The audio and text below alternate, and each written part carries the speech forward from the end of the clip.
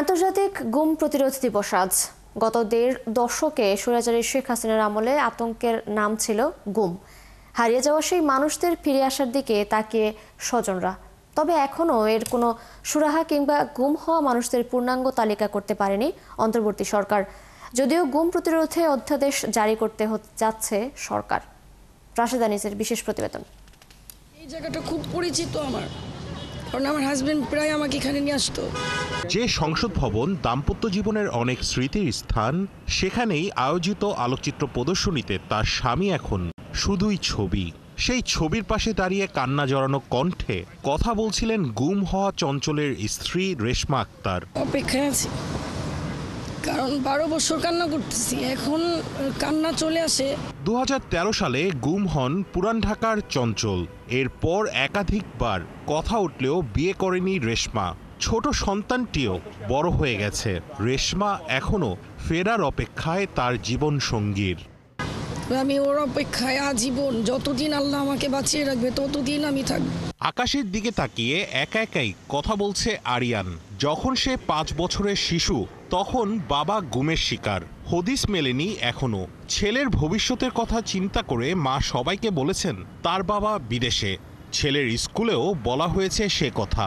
গুম যেন তাদের পরিবারের পরিচয়টাই আত্মগোপন করে দেয়। পত্রিকার মাধ্যমে বিভিন্ন মিডিয়ার কল্যাণে যখন দেখে যে আমার ছেলে ছবি নিয়ে দাঁড়ায় আছে, তখন ওর বন্ধুরা যদি জিজ্ঞেস করে যে তো ওইটা তো তোমাকে দেখলাম, তখন নিজে বলে কি না ওটা আমি ছিলাম না, হয়তো আমার মতো অন্য কেউ ছিল।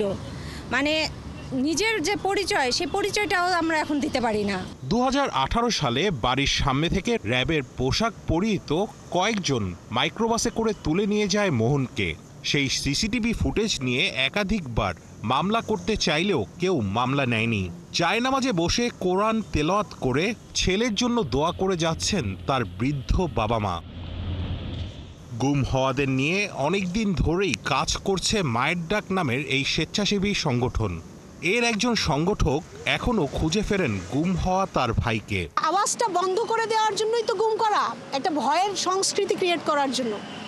তো যেন আসলে ওই নামগুলো থাকে এবং আমরা বিচার পাই। আমাদের একটাই দাবি ছিল এই মানুষগুলোকে ফেরত পাওয়া। বছর ৫ গুম থাকার পর বেঁচে ফেরা মাইকেল চাকমা বলছেন, গুম খুনের চেয়েও ভয়ানক, যা শেষ করে দেয় একটি পরিবার ও তাদের স্বপ্নকে। খুনের চাইতেও আর বড় অপরাধ। আমি যখন নিখোঁজ ছিলাম তখন আমার পরিবার আমাকে অনেক জায়গায় খুঁজাখুঁজি করেছে। তাদের যে কষ্টটা আমি উপলব্ধি করতে পেরেছি, যে বুঝতে পেরেছি তারা কত কষ্টের মধ্যে গিয়েছে। যেখানে যেখানে সম্ভাবনার একটা জায়গা ছিল যে আমাকে খুঁজে পাওয়ার, সব জায়গায় তারা খুঁজেছে। এমনকি যখন কটা একটা লাশ, সে কটা তারা জানে একটা লাশ পাওয়া গেছে, সেখানে তারা খুঁজতে গিয়েছে। তো এই যে কষ্টটা এখনও পর্যন্ত যারা এখনও ফিরে আসেননি বা নিখোঁজ রয়েছেন, তাদের পরিবারও কিন্তু সেই ট্রমার মধ্যে আছে। গত ১.৫ দশক গুম হওয়া মানুষদের খুঁজতে এবং করণীয় ঠিক করতে গুম কমিশন গঠন করে অন্তর্বর্তী সরকার। এখন পর্যন্ত গুমের পূর্ণাঙ্গ তালিকা করতে পারেনি তারা।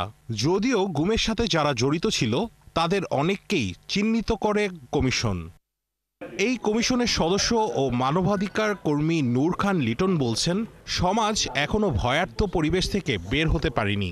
তালিকা আছে, হয়তো পূর্ণাঙ্গ না, আংশিক।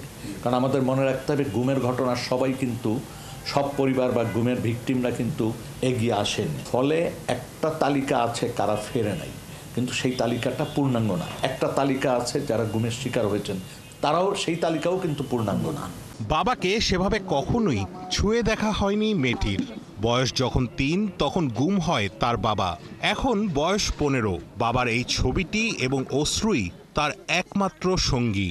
কেউ কি বুঝবে বাবার জন্য কি ঝড় বয়ে যাচ্ছে এই ছোট্ট মেয়েটির অন্তরে?